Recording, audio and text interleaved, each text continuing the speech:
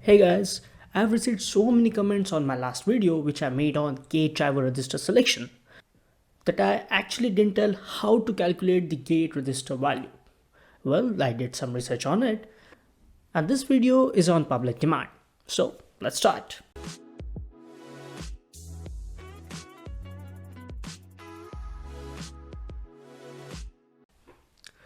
Well, choosing a proper gate resistor is a critical task in order to optimize IGBT or MOSFET switching loss. We already know how important it is to select the proper gate resistor. If the value of the gate resistor is too high, then the switching speed of the device will decrease. There will be secondary turn on and its power dissipation will increase. Also, if the value of this gate resistance is too small, then there will be effects on a MOSFET or IGBT like higher di by dt, gate ringing, voltage overshoot, and EMI. So there is no thumb rule or a particular method to calculate the right value of the gate resistor. In this video, we'll see what is the minimum or maximum value of a gate resistor that can be used for our circuit. There is a method to calculate the minimum value of the gate resistor and a different method to calculate the maximum value of the gate resistor. This calculation might work for both IGBTs and MOSFETs.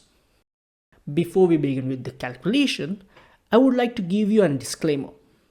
I found these concepts and calculation by doing some research on different application notes, research papers related to gate driver resistor. I can provide the conceptual knowledge, but how will the result of these resistor calculations that can be figured out only after testing it on a proper circuit setup. I hope you understand. I have added all the references to these calculations in the description. Now, coming back to the video. First, we'll start with the method to find out the minimum gate resistor value. Let's imagine we are selecting a gate resistor for an IGBT. It all starts with the gate voltage. We already know how to determine a gate voltage for the IGBT for a particular load or collector current. Let's consider there is a need of positive 10 volts gate voltage to turn on the IGBT and negative 10 volts to turn it off effectively. We already know when there is a gate, by default it has the input capacitance which needs to be charged first. The sooner we charge this capacitor, the faster the IGBT will turn on, and sooner we discharge this capacitor, the faster it will turn off. The capacitor is done. You provide the voltage to it, it will charge right away. The capacitor charges with a fraction of a second and it demands a very high current for a small amount of time, which might be in the range of several amperes. And this current is provided by one and only gate driver. But providing a very high required current might not be possible for this poor guy. There would be some limitations for this driver also, right? Let's check the datasheet of a sample gate driver IC IR2110. There are some current sourcing and sinking capabilities mentioned for this driver IC. If we check this graph, it can source only 1 ampere current if the supply voltage is 10 volts. Now assuming this supply voltage is the same that we are providing to the IGBT gate. Also, it can sink 1 ampere current while turning off. So this is the maximum current that has to flow through the output of the driver IC. A basic Ohm's law always helps us in such problems. We have the current, we need to calculate the gate resistance value, now we need the voltage. This voltage is nothing but the delta gate voltage, which is the difference between positive gate voltage and negative gate voltage, which will be around 20 volts. So the minimum gate resistance value would be 10 ohms.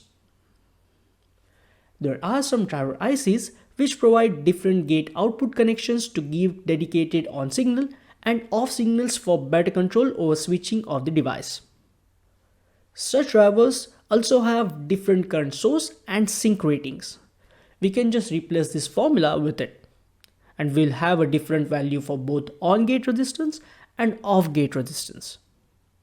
Well, we got the minimum gate resistance value. But that does not mean if the minimum resistor value is 10 ohms, we can use 100 ohms as well. There is an upper limit as well.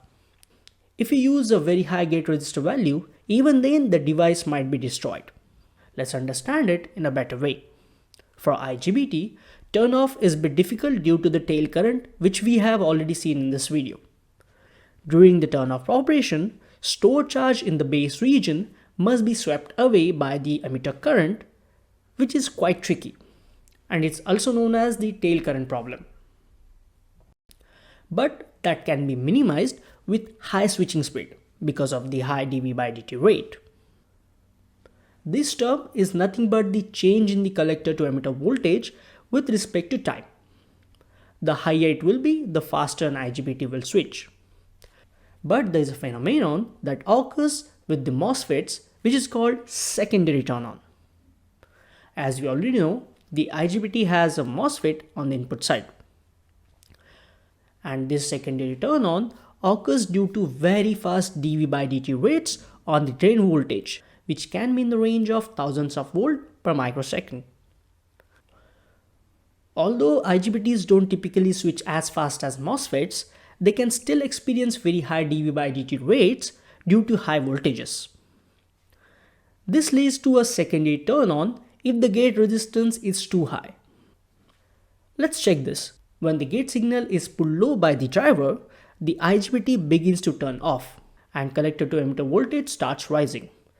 If this rise in voltage on the collector is very fast, then it generates a voltage on the gate due to the voltage divider of the CGC and CGE. As the voltage is not constant, these capacitors act like short circuit. And if the gate resistance is too high, the current would not pass within the time, and the gate voltage might rise high enough to turn on the IGBT back on.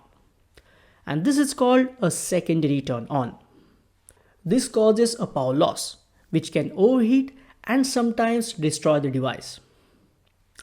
To avoid that, we can use this formula, where this is the rate of the rising collector voltage with respect to time at the turn off. It is the gate threshold voltage provided to the IGBT.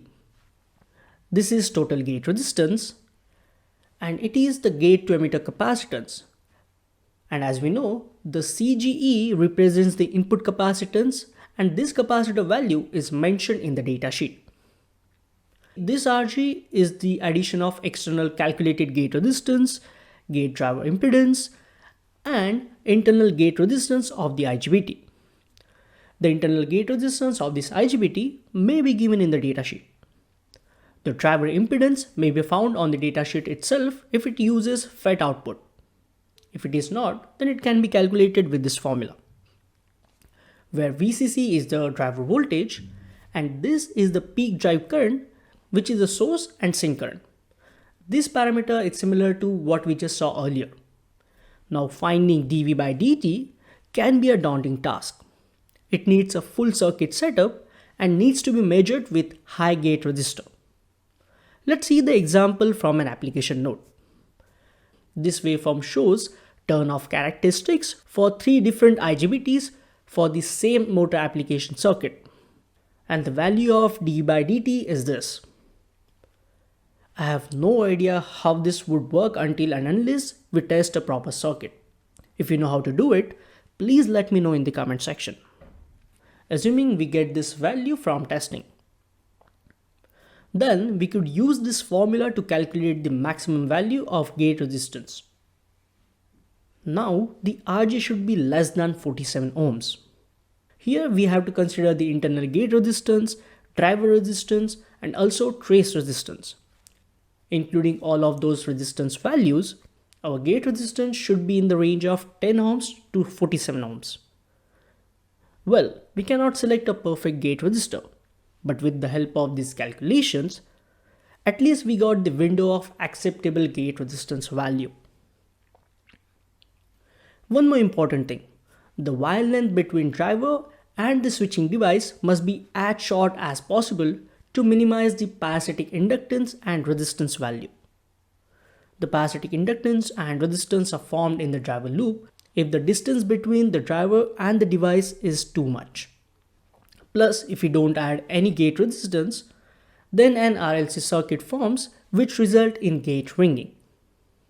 We can also calculate the power rating of this resistor with this formula, where Rg is the gate resistance and this is the peak gate current. I hope this video would have been helpful if you are struggling with the gate resistor calculation. If you like my video, then hit the like button and subscribe to my channel. It helps the YouTube algorithm to promote my videos to more electronic enthusiasts like you. If you have any questions, you can write them down in the comment section or email me.